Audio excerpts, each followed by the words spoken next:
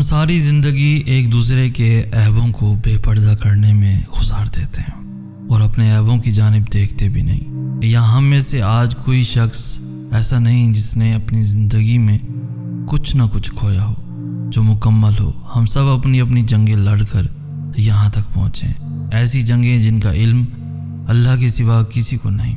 کوئی بھی سفر آسان نہیں ہوتا، کوئی بھی راستہ ٹھوکر سے عاری نہیں ہوتا۔ ہم غلطیاں کرتے ہیں، ایسی غلطیاں جن کے بعد ہم ویسے نہیں رہتے جو کبھی ہوا کرتے تھے۔ تم وہ شخص نہیں جو کچھ لمحے پہلے تھے، اور میں وہ شخص نہیں جس کو تم کچھ عرصے پہلے جانتے تھے۔ تو پھر شناسائی کے یہ دعوے کیسے، گنہگار اور نیکوکاری کے فتوے کیسے؟ ہمارے راستے مختلف ہیں مگر منزل ایک ہے، ہمارے طریقے مختلف ہیں اور غلطیاں ایک سی ہیں۔ پھر یہ لڑائی کیسی؟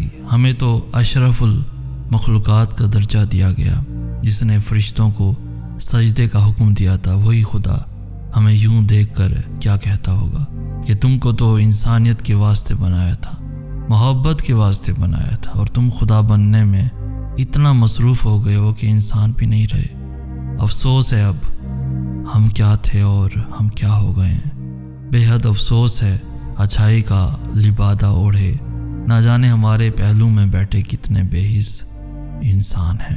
ہاں، ہر کہانی ویسے مکمل نہیں ہوتی جیسے ہم چاہتے ہیں، لیکن ویسے ضرور مکمل ہوتی ہے جس میں ہماری بہتری ہوتی ہے۔ یہ سب اسی کی ہی تقسیم ہے اور میں نے اس کی تقسیم پر راضی ہونا سیکھ لیا ہے۔ سب کچھ ہار جانا میری زندگی کی سب سے بڑی فتح تھی، ایسی فتح جس کے انعام میں اللہ مل گیا۔ ہمیشہ وہ نہیں ملتا جو ہم چاہتے ہیں، کیونکہ ہم وہ باتیں نہیں جان سکتے جو اللہ جانتا ہے۔ نگاہیں اس کا احاطہ نہیں کر سکتی، وہ سب نگاہوں کا احاطہ کیے ہوئے ہے، اور وہ بڑا باریک بین، بڑا باخبر ہے۔ ہر چیز کا وقت مقرر ہے، ہر چیز اپنے وقت پر رونما ہوتی ہے، پھر چاہے آپ کتنی ہی کوششیں کیوں نہ کریں، نصیب سے کتنا ہی کیوں نہ لڑیں، اللہ کے مقرر کردہ وقت سے پہلے کوئی واقعہ رونما نہیں ہو سکتا۔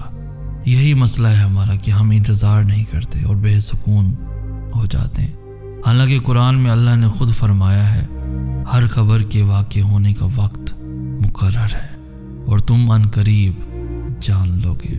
انسانی فطرت ایسی ہوتی ہے کہ جو اس دل کو تکلیف پہنچاتا ہے اور توڑ دیتا ہے، یہ پھر بھی اسی کی طرف بھاگتا ہے، اس امید کے ساتھ کہ اس دل کو وہی سے سکون ملے گا، حالانکہ وہ چیز یا وہ شخص کبھی بھی آپ کے لیے سکون کا باعث نہیں بن سکتا، جس کی وجہ سے آپ کی روح بے سکون ہو۔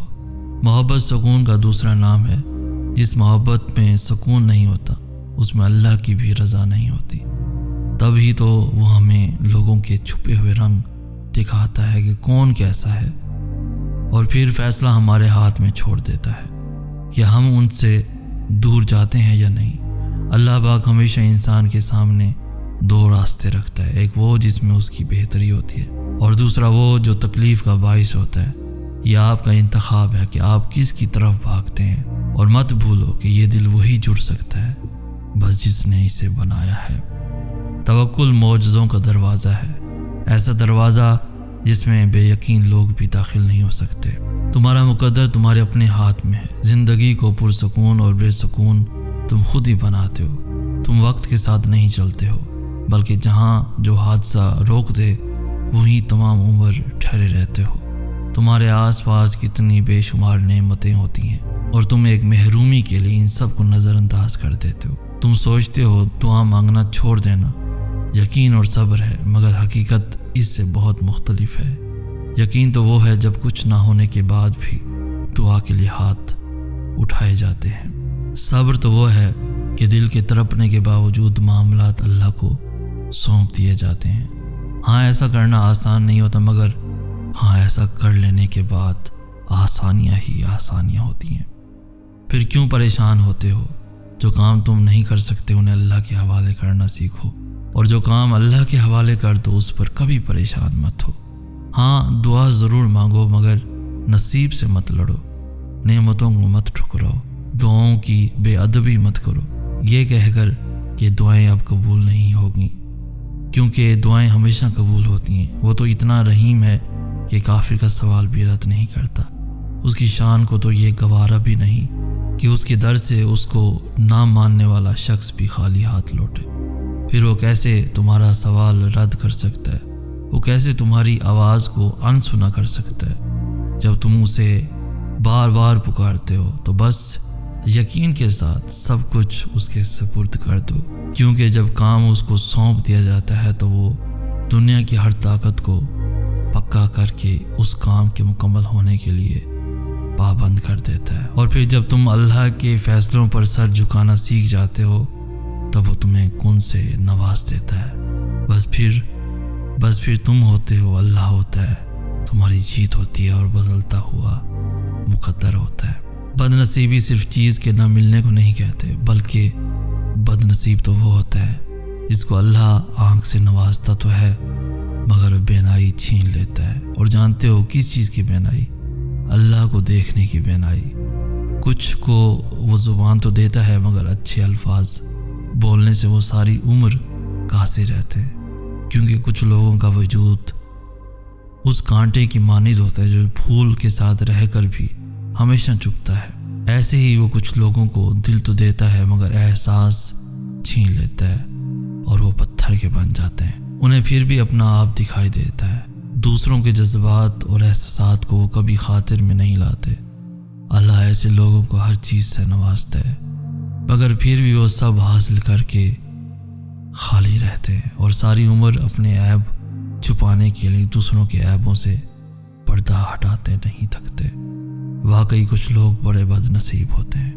یا ہم میں سے آج کوئی شخص ایسا نہیں جس نے اپنی زندگی میں کچھ نہ کچھ کھویا ہو جو مکمل ہو۔ ہم سب اپنی اپنی جنگیں لڑ کر یہاں تک پہنچے ہیں، ایسی جنگیں جن کا علم اللہ کے سوا کسی کو نہیں۔ کوئی بھی سفر آسان نہیں ہوتا، کوئی بھی راستہ ٹھوکر سے عاری نہیں ہوتا۔ ہم غلطیاں کرتے ہیں، ایسی غلطیاں جن کے بعد ہم ویسے نہیں رہتے جو کبھی ہوا کرتے تھے۔ تم وہ شخص نہیں جو کچھ لمحے پہلے تھے اور میں وہ شخص نہیں جس کو تم کچھ عرصے پہلے جانتے تھے۔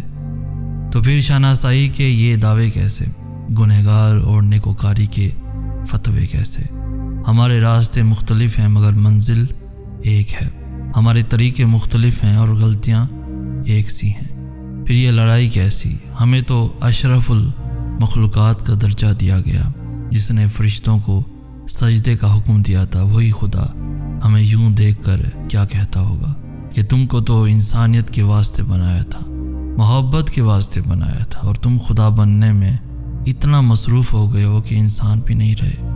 افسوس ہے اب ہم کیا تھے اور ہم کیا ہو گئے ہیں۔ بے حد افسوس ہے اچھائی کا لبادہ اوڑھے، نہ جانے ہمارے پہلو میں بیٹھے کتنے بے حس انسان ہیں۔